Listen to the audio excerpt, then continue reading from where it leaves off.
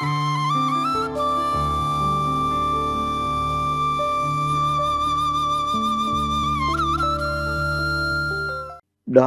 தொலைக்காட்சி பார்வையாளர்கள், வாசகர்கள், விரும்பிகள் எல்லோருக்கும் இனிய காலை வணக்கம். மகிழ்ச்சியான வாழ்வுக்கு, நோய் நொடியின்றி உளவளம் உளநலம் பேண வளம் மிக்க வாழ்வை அமைக்க அதிகாலை வேளை சிந்தனையில் இன்று அளவுக்கு அதிகமான உணவும் அளவுக்கு மீறிய உறக்கமும் ஒருவரை நோயாளி ஆக்கிவிடும். இன்றைய காலகட்டத்திலே தெருவுக்கு தெரு ஒவ்வொரு நாட்டு கொட்டல் வந்திருக்கிற மாதிரி எல்லா இடங்களையும் வந்து திறக்கிறாங்க. ஒருக்கா டேஸ்ட் பண்ணி பார்ப்போம், ஒருக்கா டேஸ்ட் பண்ணி பார்க்கணும்ட்டு சாப்பிட போய் அது இன்றைய காலகட்டத்தில் பலருக்கு பல நோய்களை ஏற்படுத்தி விடுது. அளவுக்கு அதிகமாக சாப்பிட்டால் நோய்களை ஏற்படும். அது பழமொழி ஒன்று, அளவுக்கு மிஞ்சினா அமுதமும் நஞ்சாகும்.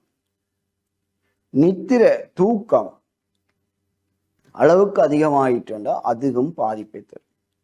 இந்த ரெண்டு சிந்தனையும் தான், அதை தவிர்த்து கொள்ளுங்கள், இல்லை மட்டுப்படுத்துங்கள் என்று சொல்வதற்காகத்தான் இன்றைய பொழுதில் உங்கள் முன் வந்து, அதாவது மூக்கு முட்டை திண்டு போட்டு நீட்டி நிமிர்ந்து கிடந்தால் போதும் என்று சிலர் என்ன செய்யணும், சாப்பிடப்படுத்து. அது தவறு. அடுத்த பார்ப்போம். உறங்குவது நோய்களை தரலாம், அதாவது என்று உறங்குவது நோய்களை தரலாம்னு சொல்லும். அளவுக்கு மிஞ்சின அமுதம் நஞ்சு உங்களுக்கு சொல்லிங்க. அதிக உணவு உண்பதால் உடல் நலம் பாதிக்கக்கூடும். ஏன்னா சாப்பிட்ற போது இந்த கடையில் போய் சின்ன கடிச்சு கொண்டு தேத்தண்ணி குடிப்போம். இதுதான் எங்கட பாசை, ஊர் பாசை. அது நீங்கள் பெரிய மிதிவடியால் பெரிய சாப்பாட்டு அளவு சாப்பாடு அப்படி எடுக்கக்கூடாது. பின்ன அதில் இருந்து 4 மணத்தியாலும் பார்க்க வேண்டியிருக்கு சமிபாடடைகிறது. ஆகவே ஒரு தேநீர் அருந்தும் போது ஒரு பிஸ்கெட், மலிவன் பிஸ்கெட், மெல்லிய தட்டை பிஸ்கெட் சாப்பிடும், அதில் 2 பிஸ்கெட் சாப்பிடும். அது போதும். அது தேத்தண்ணியோட கரைச்சி போட்டு பாலோட கரைஞ்சி போயிட்டேன்னு சொல்லலாம். அதை விட கூட எடுக்கிறது தவறு. அது சோட்டிச் அல்ல, சிற்றுண்டி அல்ல. அவை இவ்வாறு சாப்பாடுகளை கட்டுப்படுத்தும். காலை 8 மணி என்றால் மதியம் 1 மணி, இரவு 8 மணி என்று அளவு. ஒரு யாழ்ப்பாணத்தில் தெரியும், கங்காரம் டாக்டர் என்று இருந்தவர், வண்ணார் வண்ணையில். அவர் கறிகளை புறம்பா நறுப்பார். ஒரு தராசை வச்சுக்கிறார் சாப்பாட்டு மீசையில். கறிகளை புறம்பா நறுப்பார், சோறை புறம்பா நறுத்து தான் சாப்பிட்றார். அவர் 80 மேலே வாழ்ந்தவர். தெரியும், அவற்றை உணவு கட்டுப்பாடு தான் நோய்களை குறைத்து மட்டுப்படுத்து. நாங்கள் அவ்வாறு நறுத்து சாப்பிட்றோம். அது முடியாத போது குறைத்து சாப்பிடுவோம், அளவுக்கு சாப்பிடும். ஒரு சொல்லுவார்கள், எங்களோட வயிற்றுக்குள்ள அரைவாசி உணவு சாப்பிடலாம், எங்களோட வயிற்றுல காவாசி தண்ணி குடிக்கலாம், எங்களோட வயிற்றுல காவாசி காற்று சுவாசிக்கிற காற்று இருக்கட்டும், அல்ல வெறும் வயிறாக இருக்கட்டும். அதுக்காக மூக்கு முட்டை விழுங்கக்கூடாது. அரைவாசி உணவு, அரைவாசி வயிற்றில் காவாசி நீர் இருந்தலாம், காவாசி பிரியர். ஆகவே இதன் அடிப்படையில் சாப்பாட்டை மட்டுப்படுத்துங்கள்.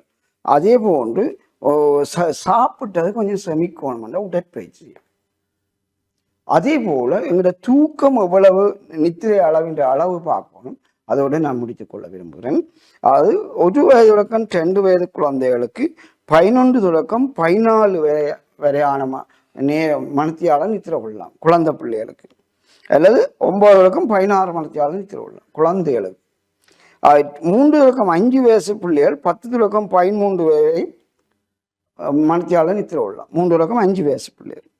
ஆனால் பாதிப்பு எப்போ ஏற்பண்டா 8 மணத்தியாவது குறையவும் 14 மணத்தியாவது கூடவும் நித்திரை கொள்ளக்கூடாது. அது 3 தொடக்கம் 5 வயதான பிள்ளைகளுக்கு 10 தொடக்கம் 13 மணத்தியால நித்திரை கொள்ளலாம். 6 தொடக்கம் 13 வரையான வயது பிள்ளைகளுக்கு 9 தொடக்கம் 11 வயது வரையும் 9 தொடக்கம் 11 மணத்தியால நித்திரை கொள்ளலாம். அடுத்தது 7க்கு குறையாகவும் 12 மணத்தியால கூடவும் நித்திரை கொள்ளக்கூடாது. அதே போன்று வயது 14-17காரர் 8 மணத்தியால தொடக்கம் 10 மணத்தியால நித்திரை கொள்ளலாம். 7 தொடக்கம் 11 மணத்தியாலத்துக்கு 7 குறையவும் 12 மணத்தியால கூடவும் நித்திரை கொள்ளக்கூடாது. சாதாரண எங்களை போன்ற ஆக்களுக்கு 7 தொடக்கம் 9 மணத்தியால நித்திரை கொள்ளலாம். 6 மாதத்து குறையவும் நித்திரை கொள்ளாமல் இருக்கக்கூடாது. அதே போல் 11 மாத கூடவும் நித்திரை கொள்ளக்கூடாது. ஆகவே அதிக நித்திரை உடலை பாதிக்கும், அதிக உணவு உண்ணல் உடலை பாதிக்கும் என்பதை சிந்தித்து அளவுப்படி நாங்கள் சாப்பிட்டு அளவுக்கு கட்டாயம் நித்திரை கொள்ளணும். 8 மணி நேரம் நித்திரை கொள்ளணும் 64 வயது வரை. சரி, அது பிறகு நீங்கள் குறைந்த நித்திரை கூட நித்திரை பார்க்கலாம். சரி, ஆகவே அளவு தூக்கம், அளவு உணவு மகிழ்ச்சியான வாழ்வை தரும், நோய்களை குறைக்கும் என்பதை கூறிக்கொண்டு விடைபெறுகின்றேன். நன்றி.